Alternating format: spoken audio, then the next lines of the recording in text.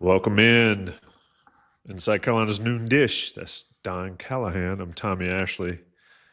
It is a long weekend, it seems still, but it is finally Wednesday. It was a long weekend, but it is finally Wednesday. Don, first of all, let me do a couple things. One, Johnny T-shirt and JohnnyT-shirt.com. Don't want to forget them. Went in there on the weekend. A lot of people shopping on Franklin Street, so I hope that our folks really looked after Johnny T-shirt. A lot of different options on Franklin Street with Johnny T-shirt. Definitely the alumni owned and the cool folks in town.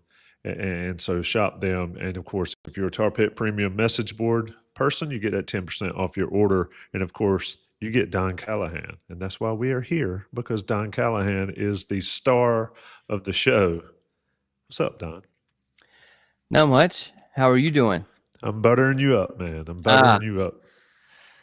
We just need to make sure we get you another cup of coffee. People don't know beforehand. Tommy was snoozing. Shout out to Sipside. She's right here beside the office here in the shopping center, or the area right here where our office is in Chapel Hill, and she's wonderful. And I said, I need something strong, fast. So that's what we have. Sorry for the cough. She's listening, because she needs to come back with another cup. Well, she can, but let's get rolling into this show. I've got a press conference to attend at 2:00 by some big names, and so we're going to do that. But MVP first. Who was the MVP last week? The MVP of last week, Lee Grant, was a big contributor last week in the chat.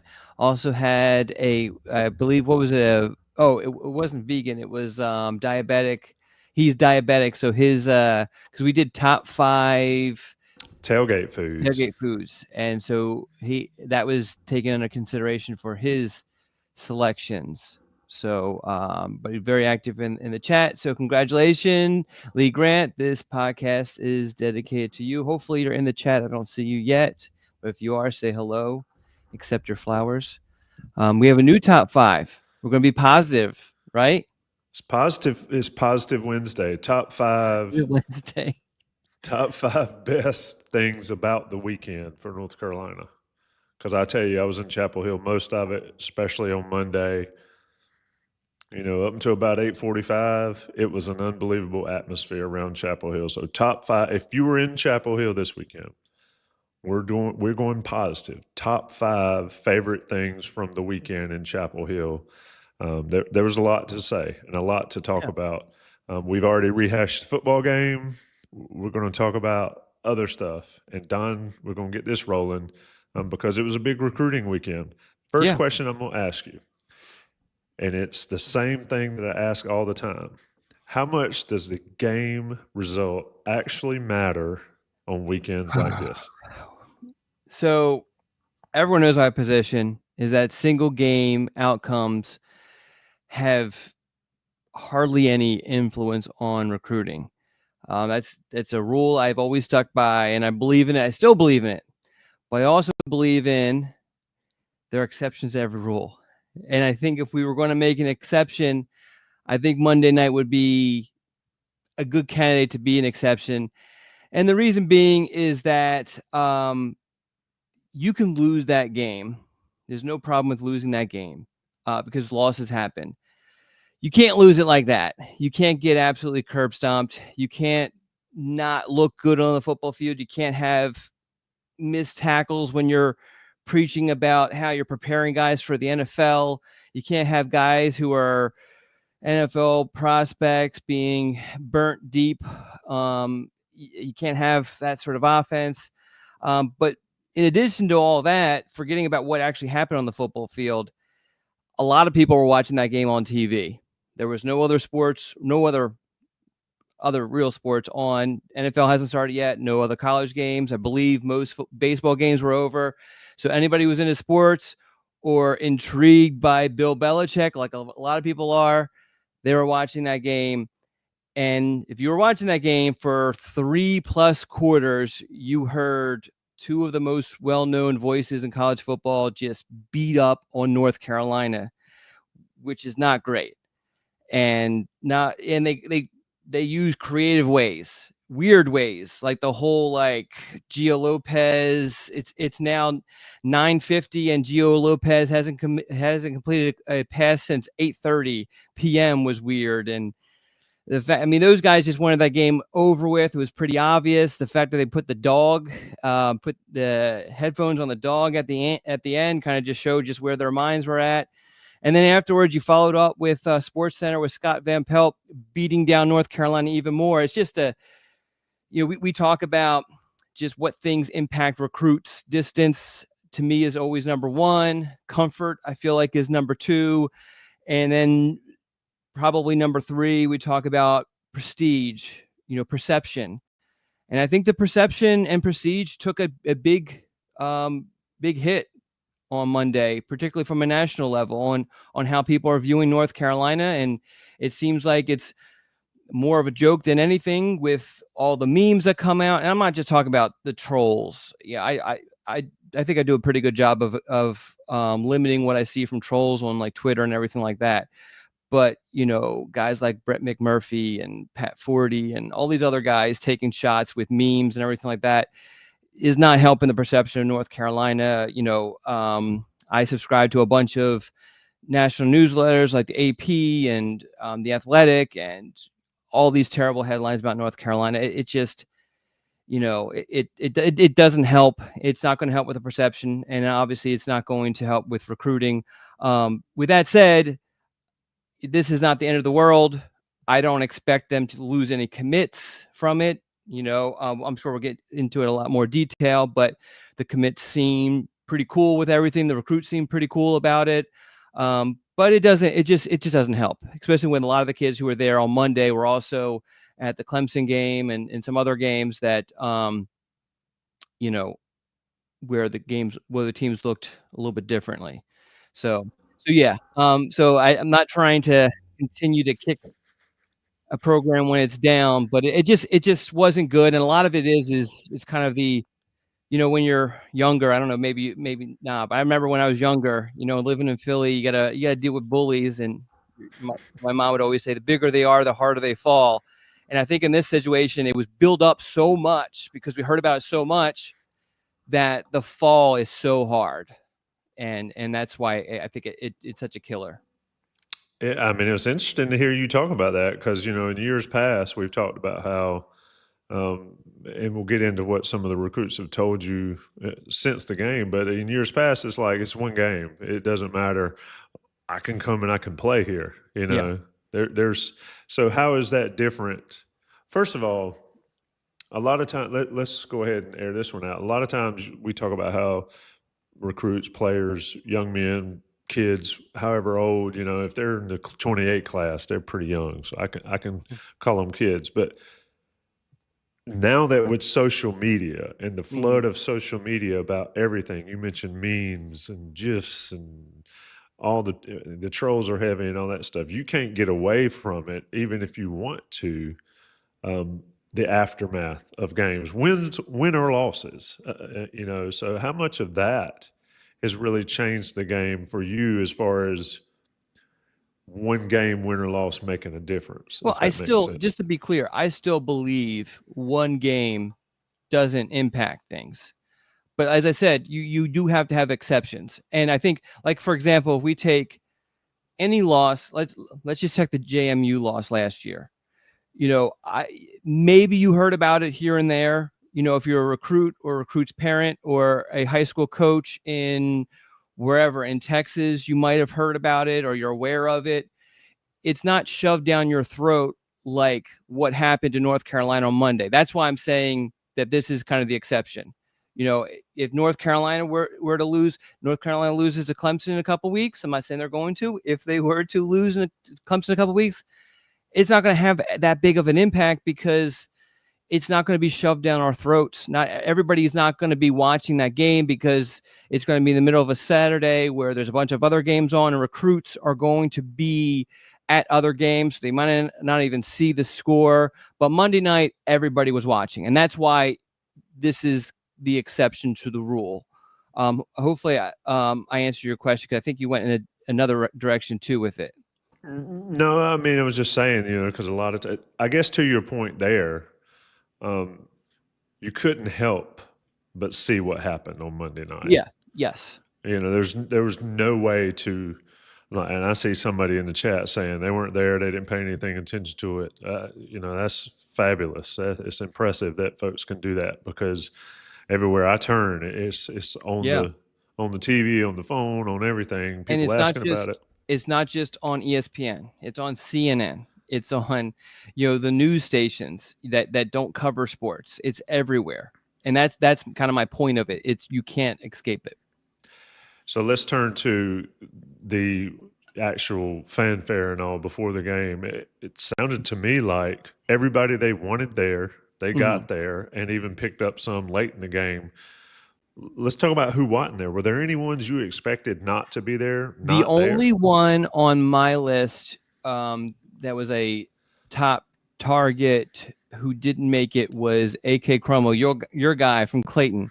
Apparently, I talked to AK afterwards. He said that something to do with practice was extended. They have a big game on Friday, and Coach Chadwick would not allow anyone to leave practice early. So because they have a big game on Friday, which I actually thought would happen more frequently, but there were actually some coaches who, not because of the UNC game, but just in general, they actually moved practice up. I know there were some schools in Charlotte practice at like 10 a.m. because Monday was an off day, sort of thing. But so AK was the only one of our expected guys who did not make it.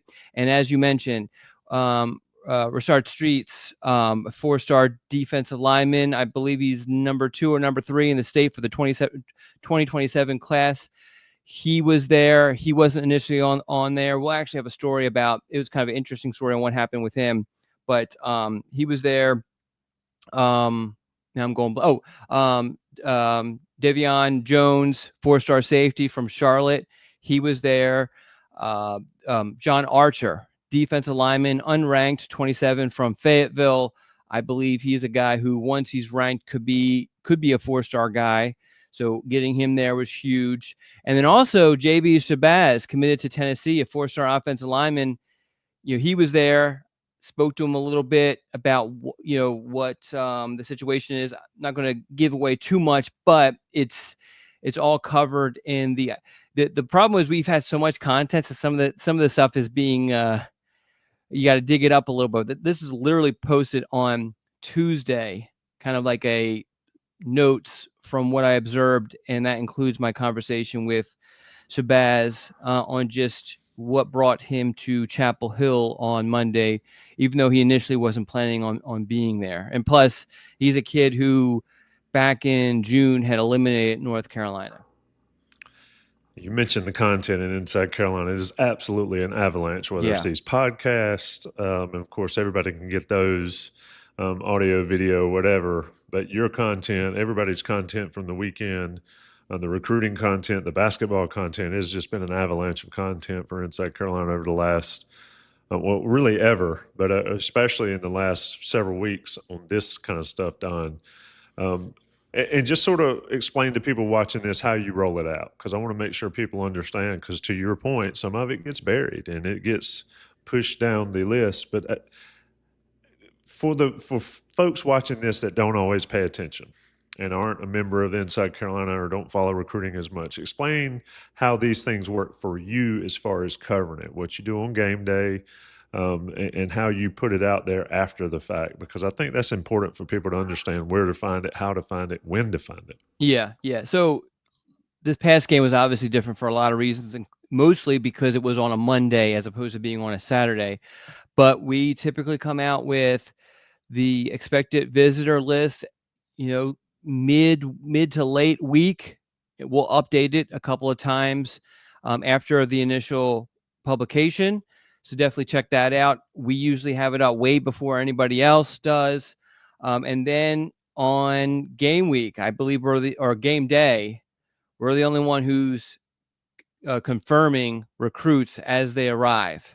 And that's a rolling list. So if you check it out at 3 hours before kickoff, it might only include 2 names, but I promise you at some point, usually by halftime, because usually there's kind of a point there where I have to kind of do some other stuff, but and then I have to kind of get back to it and just kind of fill in some additional names I didn't have an opportunity to add to the list. But usually by halftime, that list is, I don't want to say complete, because it's never complete. There's always going to be somebody I miss or somebody who maybe arrives late or whatever, but it's fairly solid by that point. We also have a photo gallery of the top recruits there. We had that posted also halftime-ish, I think, is when we had that all posted up there. And then we, as depending on the game, depending on who's there and their availability, we're going to have coverage of those recruits. We're going to have, with this one, I'll tell you, because we haven't really posted a whole lot yet because of just the weirdness of being late Monday and then a lot of kids having school on Tuesday. But we're going to have updates with all of these top recruits coming out, just their reaction, their thoughts, where they're at in their recruitment. I make sure I try to, it's not just about like, oh yeah, I liked the fan base, I liked, talking to the coaches. I try to make sure that I paint a picture of just where this kid is at in his recruitment, what visits he has coming up, where other schools are involved. I do all that. Now for this game, because there were so many recruits visiting, and I wanted to I knew that there was a hunger for the reaction. We posted this morning 2 stories of reaction. One that focuses on the recruits' reaction to the actual game. The other one that focuses on the recruits' reaction to the atmosphere, which was unbelievable. So both of those are really interesting. One's, a tinge on the negative side. The other one's heavy on the positive. So definitely check those out to get the recruits' reactions. But as I said, we're going to have updates with all of the top targets who were there. Full updates with those guys. Who had the best hair? Cypher had the best hair. Cypher does have some. I might be partial to Travis Burgess. Oh, okay. Well, with his hair, but yeah, I mean, Cypher, you definitely notice when Cypher comes in. Well, I was just thinking about that when I was looking at the reflection of the lights off mine. I was like, I need some powder or something to help that reflection. But what do you use to kind of get it so low? Do you shave? No, I use clippers, just regular old hedge clippers. No, just clippers dialed all the way down to the bone, and I don't put a razor. And that will get that close. Yeah, it's not as close as it looks, but it's pretty close. But okay. If I put a razor to it, which I've done before, I'll get like razor bumps okay. and ingrowns, and I can't do that stuff. It drives me nuts. So keeps it a little bit nice, and holds a hat good, And let's focus on the positives. We're talking about Don Callahan and recruiting weekend. Was disappointed not to see Don in the parking lot down at the Bowls lot, but shout out to the bunch of people that did come by and empty the swag table and talk to us. Don, why didn't you come down there? It was you had a little bit more to do. Yeah, it was just the uncertainty of everything. I wish the first game would have been Richmond, just because there was a lot of people trying to figure things out. You had a completely brand new staff. You had a lot of things differently that they were trying out. And then you're doing all that with a game that's primetime television, a big game against one of the tougher opponents North Carolina's going to play this season. So, so just with the uncertainty, I thought about it, and then I was going to actually go by just for a second, and then I just was like, maybe next time. They should give Don Callahan needs a golf cart. If you're listening and you're in Chapel Hill, Don Callahan needs a golf cart to come see us. Talking Noon Dish with Don. It is about 20 after 12. Shout out to the 100+ folks in here joining us live. If you're not watching live, make time for us. Wednesdays at noon. We're going to try to do it every Wednesday during the football season for sure.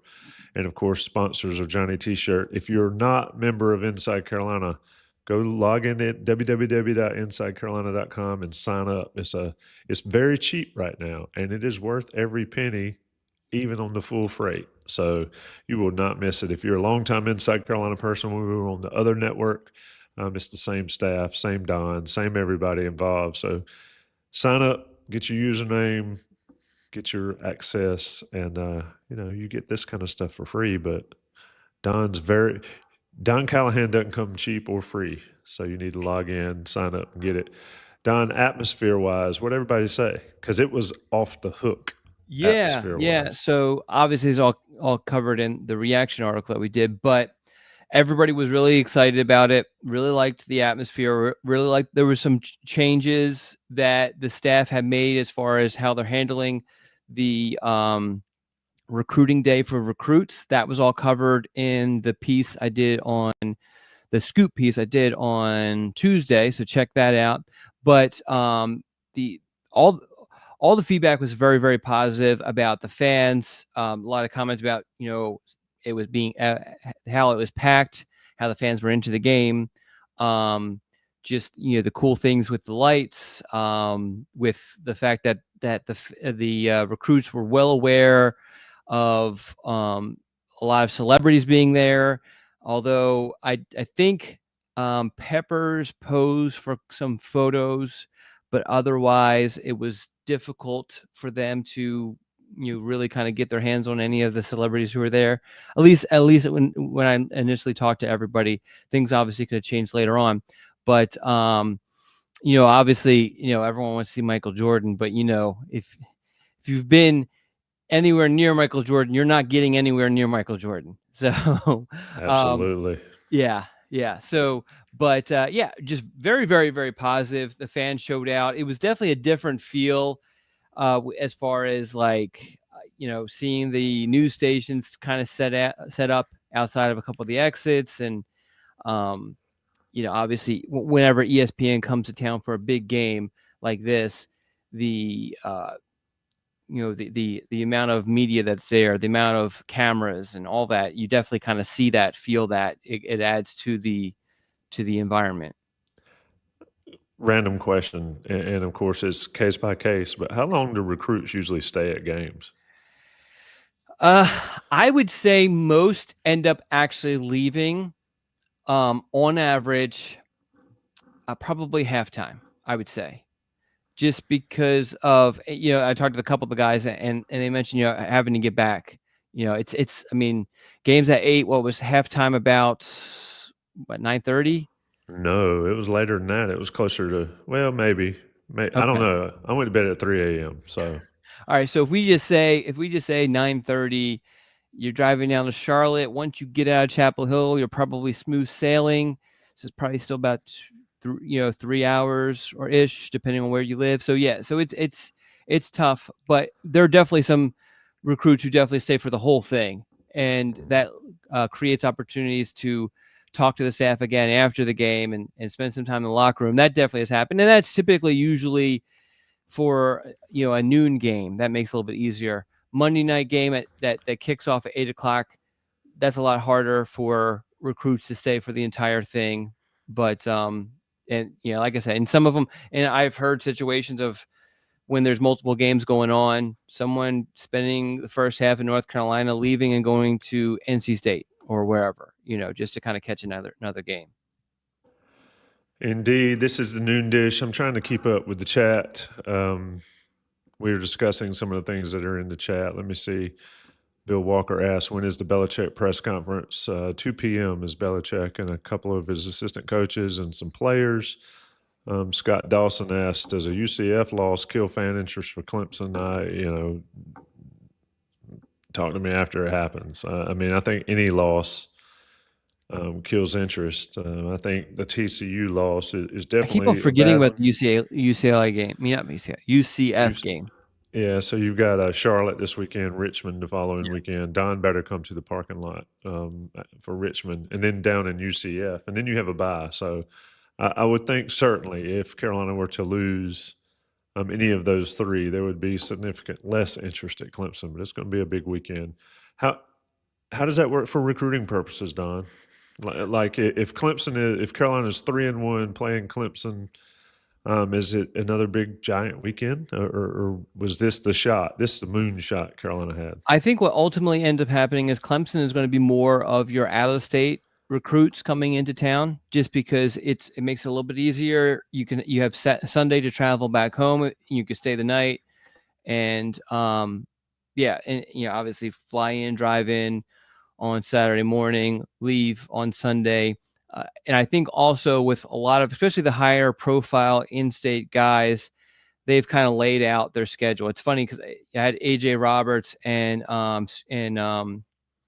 Rashad Streets send me their updated visit lists. They both had, now these are two kids on separate teams, but they both had little spreadsheets that they sent me that has already changed since the season has started. And I think Roberts is coming back for another North Carolina game, but yeah, I mean, a lot of these guys are planning out, trying to see as many schools as possible. So in a lot of situations, Monday's game was UNC's only shot of the season for an atmosphere, which is good from an atmosphere standpoint. I guess it depends on your perception of how that atmosphere lasted, how long it lasted after things kind of died down a little bit. But yeah, so I think Clemson's going to be a much better game for the out of state guys, and that's my expectation. Is that's going to be clearly the it's hard. I really think that Monday from a visitor standpoint, who that UNC was able to draw to campus was really impressive. And I think it's going to be difficult to beat that. And even if maybe the rankings kind of suggest that some of that the Clemson list is better, I think that you almost have to weigh the in-state guys higher, if that makes sense. So, I mean, but I yeah, but I I do expect a mean, good list. yeah, and I would assume most kids had Tuesday, yeah, school on Tuesday, right? I mean, I know Yeah. a lot of grown-ups that took Tuesday off, but Well, it doesn't really work that way. there was a couple of recruits who I had texted with, kind of set up a time to talk, and I called them, like Jonathan Dillon. I called him, and he didn't answer. Called me right back. Said, "Oh, I'm sorry, I was sleeping." He said, it was a late night, and he also went to the Clemson game on Saturday and the NC State game on Thursday, and he said, "Yeah, I just haven't been getting much sleep lately." So, and there was That's another cool. guy who did that also. IV4 in the chat. I see all your questions. This is a recruiting show more so than the stuff you're asking. It's one game. If people are jumping ship, and I'm not saying it wasn't a horrific day or horrific ball game on Monday night. It was. We've talked about that, but it is one game. If folks are jumping ship after one game, then they weren't really on the ship anyway, and that's your national guys and your national people. Um, Carolina lost to South Carolina ugly in 2015 and somehow managed to win 11 straight ball games. So I'm not saying that will happen, but it's one game and you got to put it in perspective. For recruiting purposes, though, Don, it was important for Yeah. reasons you talked about. And, and I think that's relevant discussion here on the noon dish. Talk about Johnny T-shirt. I mentioned them earlier. Johnny T-shirt on Franklin Street. You go in person, get whatever you need. They have the Navy jerseys. There's gonna be some Navy. I can't imagine there not being Navy jerseys brought out at least once this season. I also saw the stair step UNC logo around, so that'll be an interesting thing. But whatever you need for Carolina and everything else is that Johnny T-shirt. Get 10% off your order if you're an Inside Carolina Premium subscriber, and you get it online or in person. If you do it on person, you get to go and maybe eat at Sutton's or eat at Al's Burger Shack like we did, or eat at any of these many places, Carolina Coffee Shop, all the great places on Franklin Street. And then you go to Johnny T-shirt and you get you a bag of swag and you head on your merry way. If you can't get there, go online and do it there. Don, our top five, and folks need to drop it in the chat. Top five best things from the weekend, Carolina related. If you were at the game, let us know what you enjoyed the most. You can let us know what you didn't enjoy. I think it's relevant. They send out surveys all the time on what was they want your take, and you've got an opportunity in this show, if you were in Chapel Hill, to let us know or let them know, because they listen, and let them know what was right, what was wrong. Not talking about the 60 minutes of ball game, everything else around it. Anyway, what's next, Don? What's next for this weekend? How many guys? You mentioned it earlier, and I was thinking about the question, but how many people come multiple times? Is it if I go to multiple games at one school, is that telling me I'm I'm very interested, or I like free tickets, or I'm local, or how does that usually work? How do So they gauge that my stuff? my expectation is that an uncommitted recruit will only visit once a season.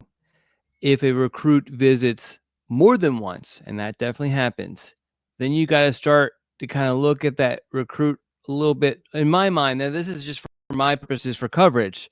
I'm looking at that recruit and I'm putting a little asterisk or whatever, like, okay, actions speak louder than words here, you know.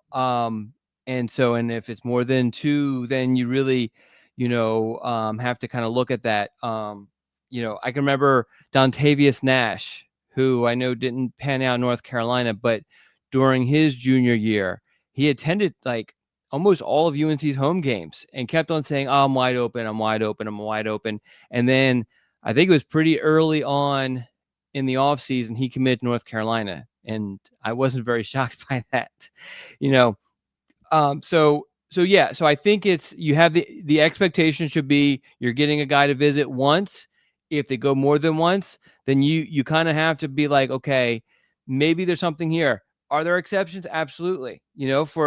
For some kids traveling out of state on a Saturday after you and your family have been up really late on a Friday night playing a football game is not realistic. Not everybody has the funds to travel all across the country. So maybe you have to focus on just attending games within reasonable driving distance. So there are exceptions, but if a guy does make multiple visits, it's definitely a positive sign for North Carolina, I think.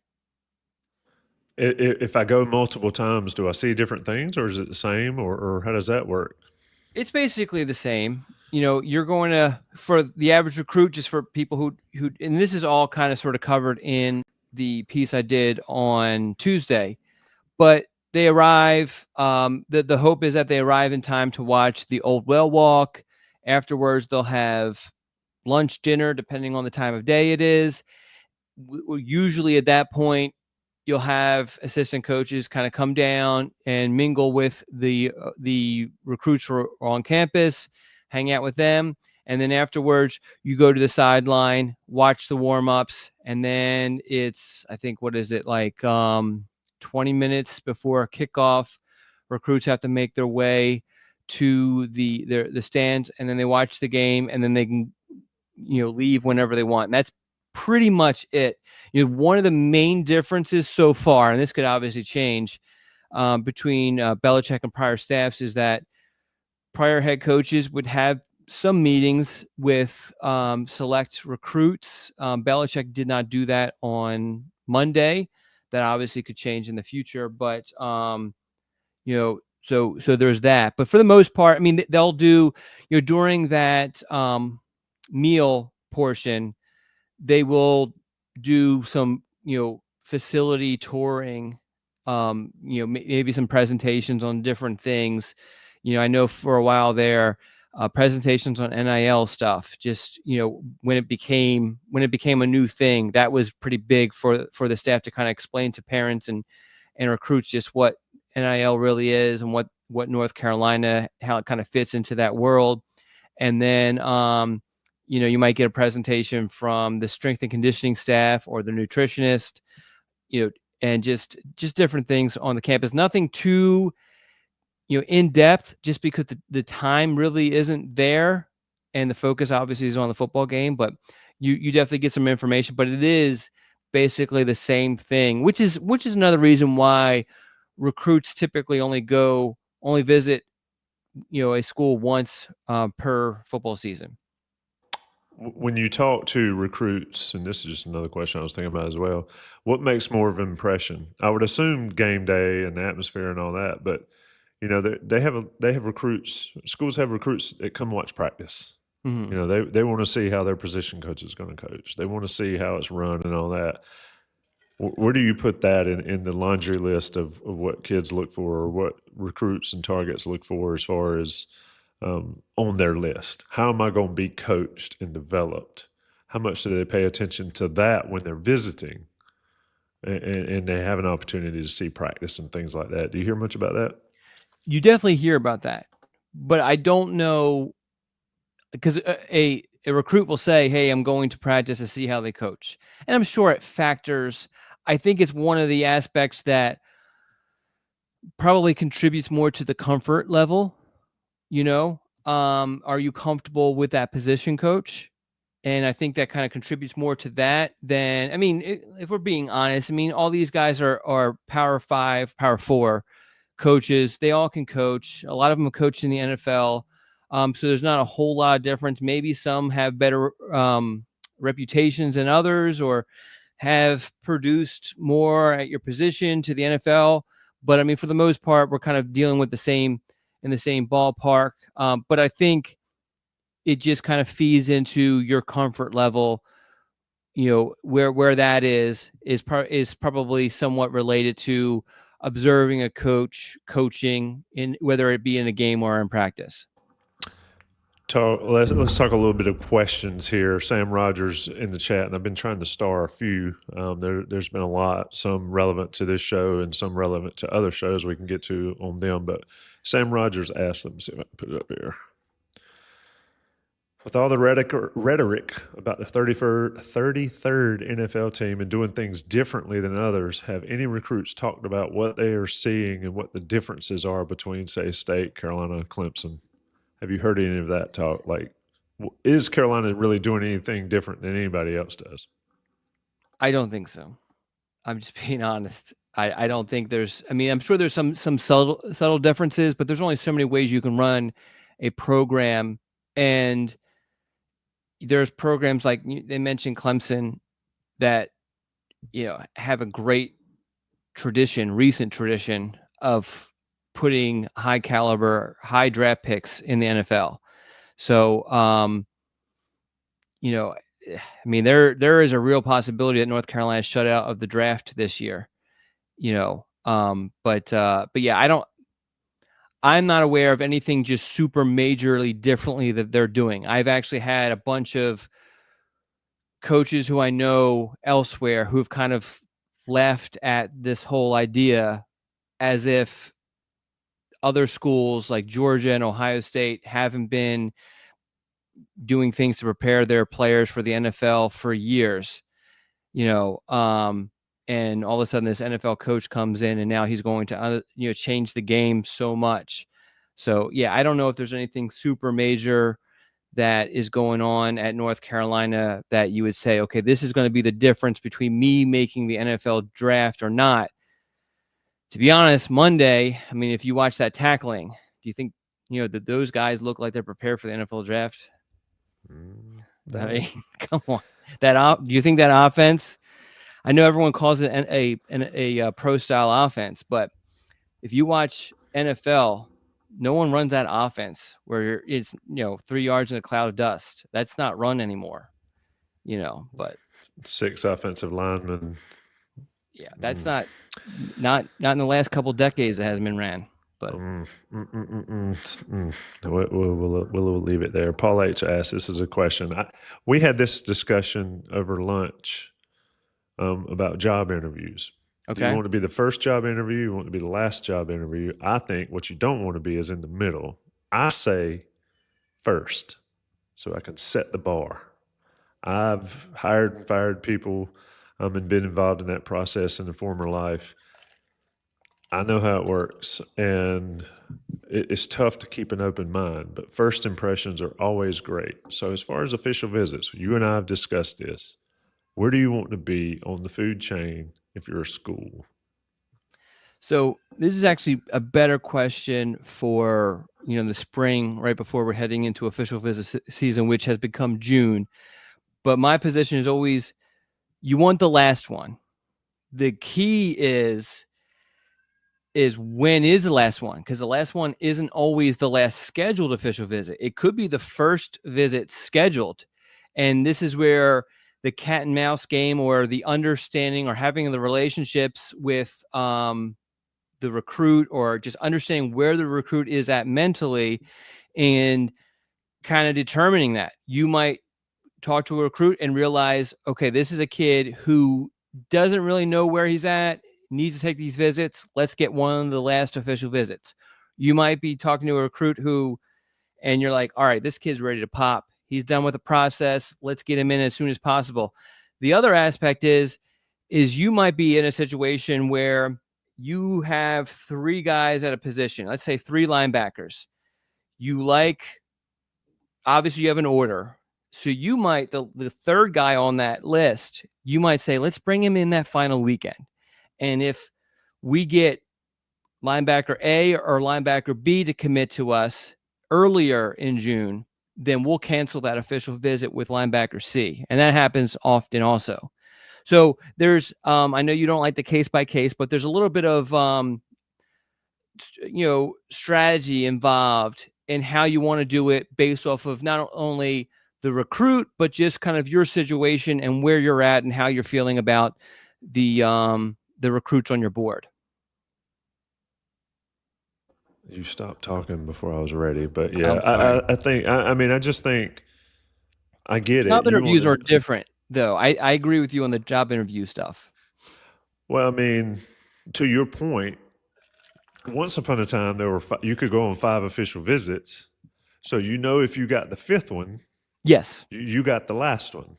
Yes, it's not like that anymore. Yes. So I think what you can only be guaranteed of is getting the first one. Yeah. And I think for me, if kids have a ton, I don't know, I'm going to set the bar so high that nobody else is going to be able to reach it. But I get it, recency bias, and who knows what happens, after you visit and all that stuff. Colby in the chat asks, it's very early, can't take a ton from game 1, but does not having an identity on offense hurt QB recruiting? Mainly asking about a commitment from Travis Burgess. I would think that that's not an issue with a dot, and then with a dot, it's being 1 game. But your take there, just in general, Don, obviously everybody's going to talk about Tom Brady and Bill Belichick and all that, but does over the course, I will simplify the question for you. Over the course of a season, I think it starts to matter, but after 1 game, I'm not sure you're there yet. But your thought? Yeah, I think what typically happens, a lot of these guys, take Travis, for example, since that was part of the question. He committed in, late May. He actually committed on Katie's birthday, my wife's birthday. I know because he committed and we're ready to go out to eat. And I'm like, having to explain this whole thing. Anyway, so he's been committed for how many months is that? What is that? 4 months, right? Is that right? Yeah. So that's a lot of time. It's like you're dating someone. The longer you're dating them, the harder it is to break up. The more, into them, the more, I'm not trying to get mushy, but the more you're into them, sort of thing. So I think right now what you're going to see from the recruits, even if there's additional losses, is a lot of being protective of their team, because this is their team. And so I don't think there's really any concern with the commits. I think when you have to start worrying about commits is when there's a chance the coaching staff can be fired. I don't think we're anywhere close to that. Not after game 1. That's silly. Yeah. So, we had to deal with that a year ago, because and there are guys who jumped ship very early on, well before it was kind of known that it was definitely done. And because of just the instability, I just don't think that we need to worry about the commits, because of the fact that they're going to be more defensive of their team. than anything else. Now, could there be a situation where someone swoops in and offers a better situation? I don't think I don't think Burgess is a candidate, especially with the knee injury. Because he's out for the season. For those who don't know, I don't think you're going to see a school in need of a quarterback all of a sudden try to go after a kid who probably is going to be rehabbing a lot, next season. But in general, some of these other commits, I think it would have to be something outside of wins and losses that would cause a kid to change his commitment. Good deal. Let's see. Paul, you got your one question. Dr. J in the chat. It was so hype at the game, loudest I've seen it since freshman year. Turned down the goalpost due to the Connor Bars win over top 5 Miami. Couple things. Hung out with Connor a little bit at He's Not Sunday night, and I still give him grief about that because I hurdled Devin Hester on that play. If you remember, Devin Hester, there's a picture right here in South Carolina of Devin laying on the ground. That was a pretty quick hurdle. It was an unbelievable atmosphere to the point there, and that's one of the hype about it. Top 5 things that you liked about being in Chapel Hill on game day. If you're in the chat, drop some. Don, anything left you can think of that we haven't discussed? I think we've hit everything. If you're coming in here late, and shout out to the 100 plus, 130 plus people, we talked about the impact of the game itself and all the national exposure and the national response to it. That's something that this coaching staff's going to have to work around as the season goes. Plenty of time to sort of correct that. But like I mentioned, those first impressions. But anything left that we need to talk about on this episode, we're going to do them once a week. So if you got things in there to talk about that we can save it. But what you got for right now?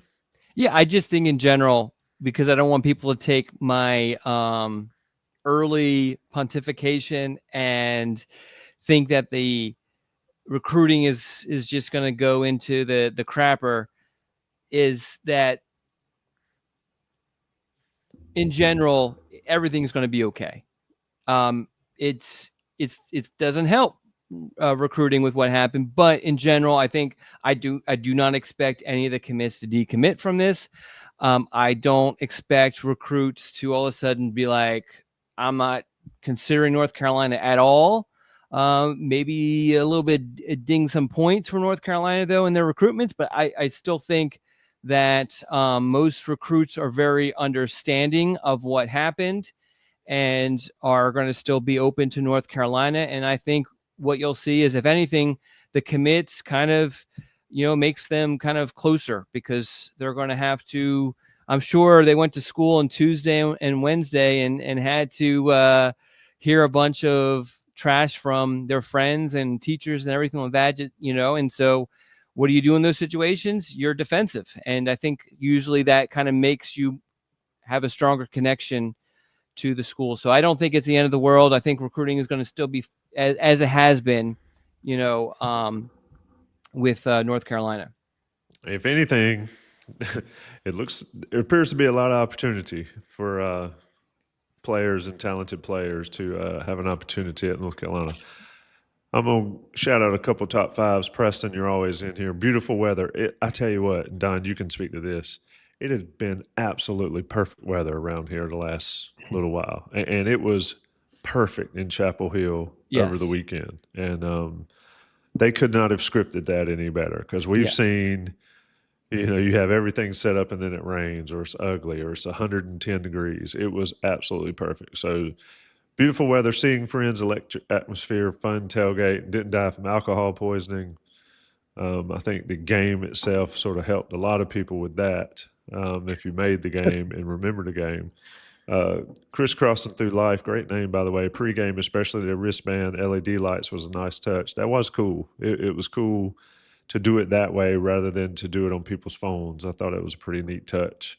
Like I said, everything, well, you got to have more than one refreshment tent at a Chase Rice concert, because I don't think they expected that many people to be there. But everything but that, but the 60 or the 45 minutes of the second, third, and fourth quarter were absolutely perfect for Chapel Hill, I thought.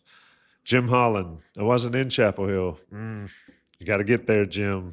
Watched pregame and complete game. Was disappointed in the outcome, but more disappointed in the fans. The rebuild of UNC football isn't happening in one day, one game. I agree with that. I'm not going to knock people for peacing out. We stayed there to the very end, and it is what it is. It was a late night, and folks, go ahead. Yeah. So I've seen a lot of people mention this. Well, first of all, not understanding, you should understand. People want to beat the traffic, okay? But what I will say is when I go and watch the Flyers or the Phillies or whatever, my position is always like, I stay until the end. And I've stayed at some bad Flyers games at the Hurricanes beat the Flyers, okay? And I've taken all the verbal abuse and all that. My position is it is way worse to miss some sort of crazy epic comeback than it is to sit through a torturous loss. That's my thing, because you don't want to be that guy. I know a lot of people. Remember the bowl game against Tennessee? You know what I'm talking about? A lot of I know people a lot left. of people who left that game early, and Yeah. they regret it. You don't want to be that person. That's my position. You don't want to be that person.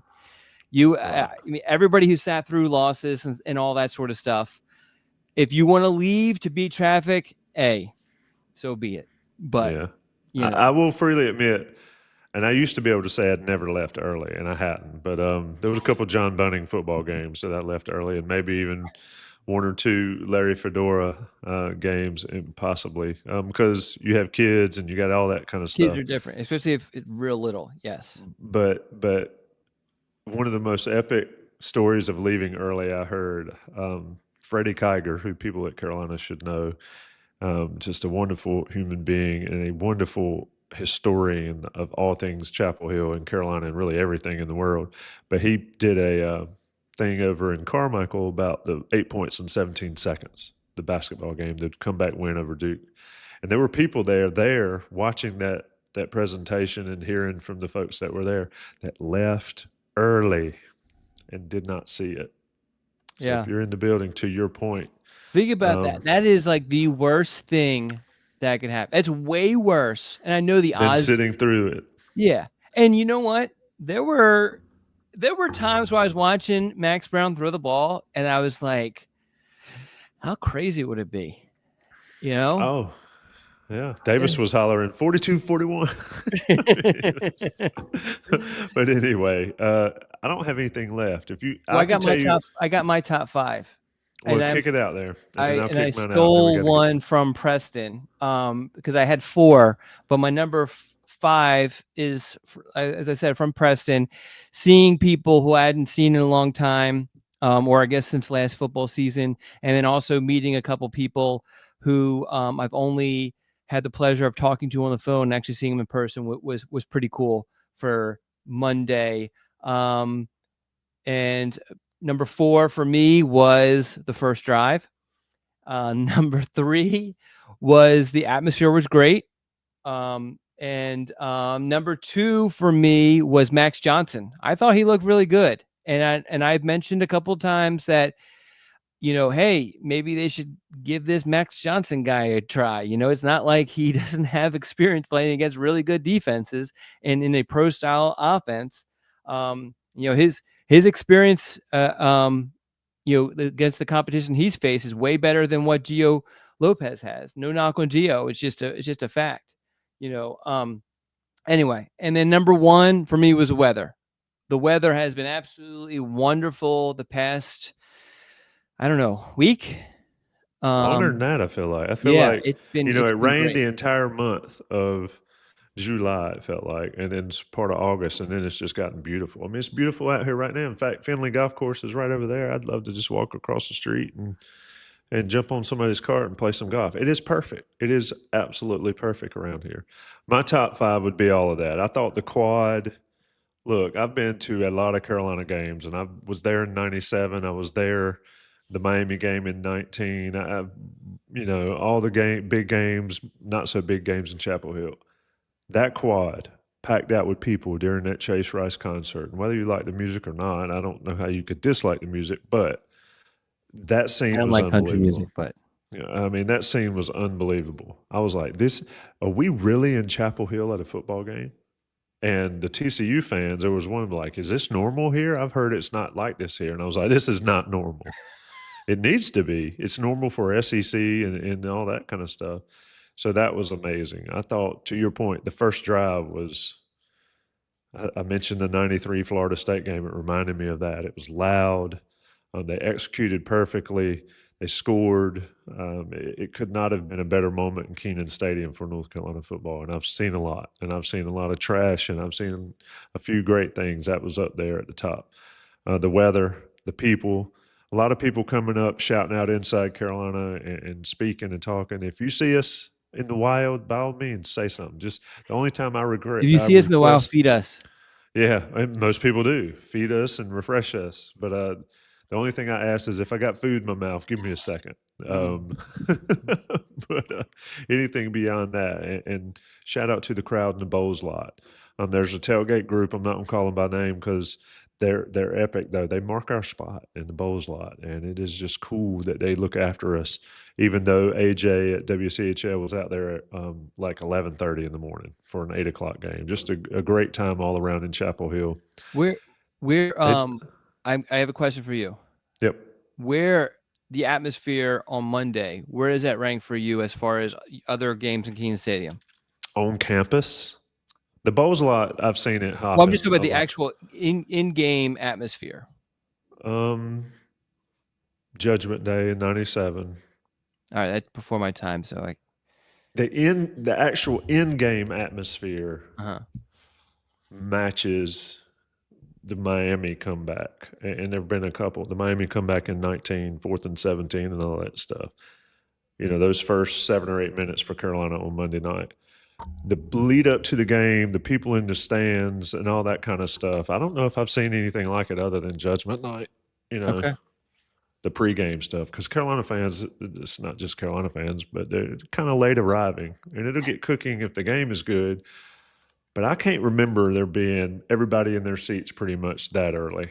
And they did a great job doing it. They probably need to have that concert a little earlier so you don't have 10,000 people trying to pile in. Yeah, at the last what minute. time was that concert? I believe it was like at 5:45 to 6:30, 6:45 or whatever. And then everybody tries to jam in on that side. They need to figure out the ticketing and all that. But for the most part, I've never seen anything like the quad in campus before a game. It was unbelievable. And to shout out to Eric Church, he listens to all of these, but he said, regardless of what happened during the game, it shows that that's possible at North Carolina. And that's not always been the case. So Carolina fans need to realize that it's possible. You just got to figure out the football aspect of it. I'm getting out of here, Don. I got to cover a press conference. Shout out to Johnny T-Shirt. Shout out to Don Callahan. Join up on Inside Carolina at www.insidecarolina.com. Sign up. It's really cheap. Get your Inside Carolina fix and join the crowd. Same crew, same content, just in a new house at On 3.